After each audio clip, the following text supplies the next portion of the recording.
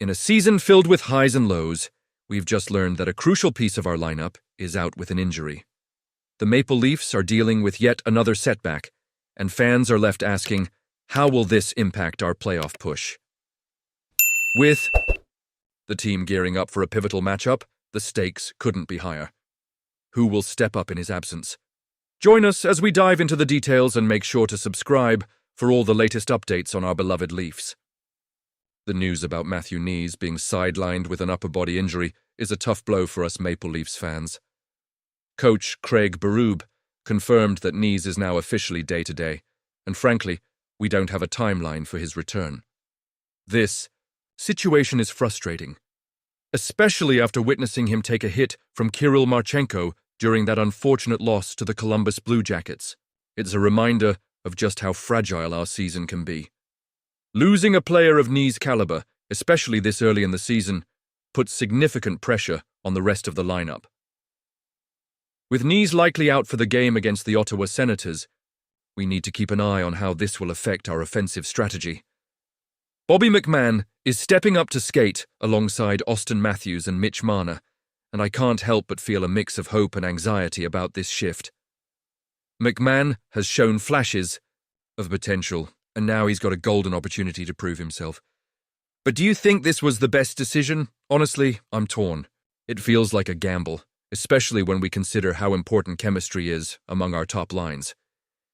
Knies has been a vital part of our squad this season, tallying 18 goals and 13 assists for 31 points in just 47 games.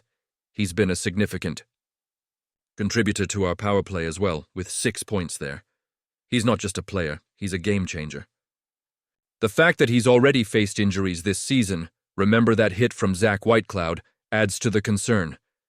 We can't seem to catch a break, can we? His absence could stunt our momentum in the Atlantic Division, where we're only 3 points ahead of the Panthers. It's crucial that we maintain our lead, especially as we look ahead to our home game against the Minnesota Wild next Wednesday. Now, let's talk about the impact of these injuries on our playoff aspirations. Every game counts, and with Knies out, we need to dig deep and rely on our depth players. The team has been doing well, but inconsistency can be our enemy. As a fan, I'm holding my breath, hoping that we can rally together and keep our position strong in the standings. The stakes are high, and we need every point we can get if we want to make a solid playoff push. Knies is a young player with immense potential, and when he's healthy, he plays like he belongs in the NHL. It's devastating to see him struggle with injuries, especially considering the concussion he suffered last season that cut his playoff run short. As fans, we want to see our players thrive and contribute to the team's success. It's a roller coaster of emotions for us. When he's on the ice, he brings energy and skill that can change the tide of a game, and we desperately need that kind of player during critical moments. Looking ahead, we need to rally behind our remaining players. They will have to step up in Knies' absence, and I truly believe they can rise to the occasion. The coaching staff has a tough job ahead of them, and it will be interesting to see how they adjust the lines. Will they shuffle things around, or will they stick with what they know? The decisions they make now could significantly impact our chances later in the season. With the Toronto Maple Leafs on a brief hiatus until tomorrow, it's the perfect moment to dive into some intriguing news and rumors surrounding our beloved team. First up, let's talk about Josh Leivo. Remember him? A former third-round pick? By the Maple Leafs back in 2011, Leivo's journey through the NHL has been a bit of a roller coaster. He played 6 seasons with several teams, including the Leafs, Canucks, Flames, Hurricanes, and Blues, racking up 265 games and 77 points. Despite flashes of brilliance, injuries and team depth often held him back from securing a consistent spot in the lineup. Fast forward to today, and Leivo is absolutely tearing it up in the KHL, playing for Ufa Salavat-Ulayev.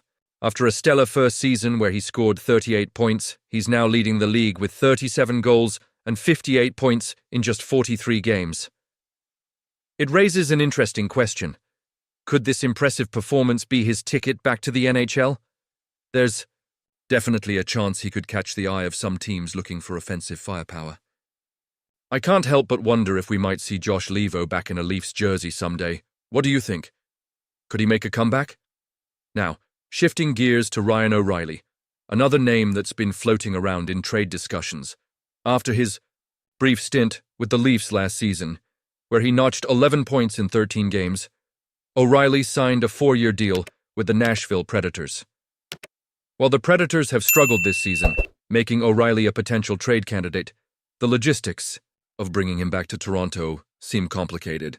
Analysts like James Myrtle have pointed out that the Maple Leafs might not have the assets to make such a significant move, especially with key prospects and a first-round pick on the table. I mean, is it worth it to sacrifice our future for a player who might not fit into our current plans? Honestly, I'm torn on this one. O'Reilly is a name that excites fans and would undoubtedly bring some experience and skill to our roster. But with the Leafs needing to be cautious about their assets, I'm not sure this is the right path. There's a lot of pressure to make. A big splash at the trade deadline, but sometimes less is more. It might be wise for the Leafs to play it safe this time around.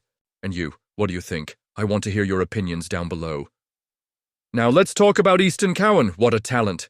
This kid is making waves in the Canadian Hockey League, recently tying Mario Lemieux's record for consecutive games with at least 1 point.